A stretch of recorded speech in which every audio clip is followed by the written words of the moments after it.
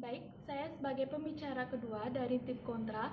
Pertama, saya akan menyanggah dari yang disampaikan tim pro yang menyatakan bahwa ekonomi dari kaum mayoritas lebih mendominasi daripada kaum minoritas.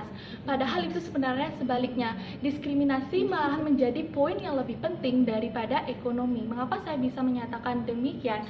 Yaitu karena diskriminasi merupakan awal permulaan dari timbulnya kesenjangan ekonomi, yang dimana diskriminasi ini memicu timbulnya orang tidak diterima oleh orang lain. Seperti saya berikan contoh, yaitu adanya pada perbedaan gender. Di sini banyak sekali ada kasus-kasus mengenai bahwa mereka dimiliki stigma, mereka distigma negatif oleh masyarakat sehingga mereka tidak dapat diterima oleh masyarakat itu sendiri. Nah, bagaimana bisa ekonomi menjadi maju apabila diskriminasi yang dialami oleh orang tersebut tetap masih berjalan sampai saat ini?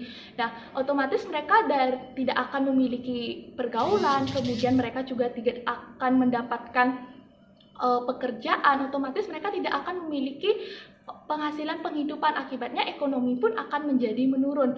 Sehingga oleh karena itu kami dari kelompok kontra sangat tidak setuju apabila ekonomi menjadi hal yang prioritas. Malahan kami di sini sebaliknya, yaitu diskriminasi menjadi hal yang lebih penting daripada ekonomi. Apabila diskriminasi bisa diatasi, maka itu akan dapat mengatasi keberlangsungan dari ekonomi tersebut.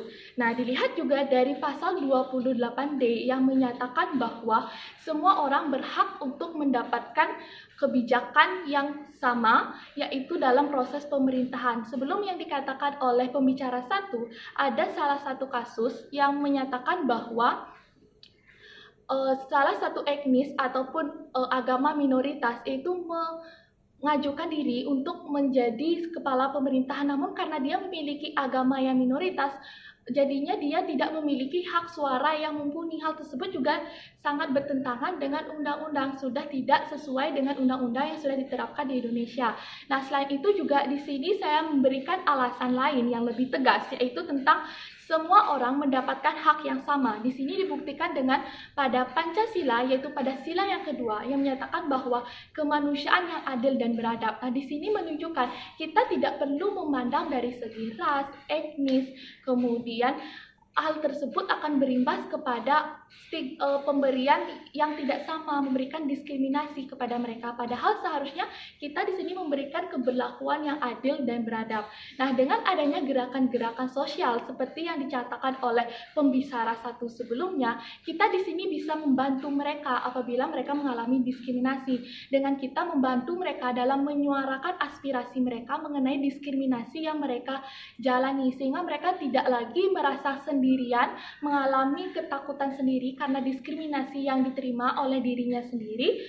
Maka dengan adanya gerakan-gerakan sosial tersebut mampu membuat para korban yang mengalami diskriminasi merasa dikuatkan dirinya kembali, sehingga mereka bisa menyesuaikan diri mereka kembali, sehingga mereka dapat bersosialisasi dengan lingkungan sekitar. Otomatis hal tersebut juga akan mampu meningkatkan ekonomi.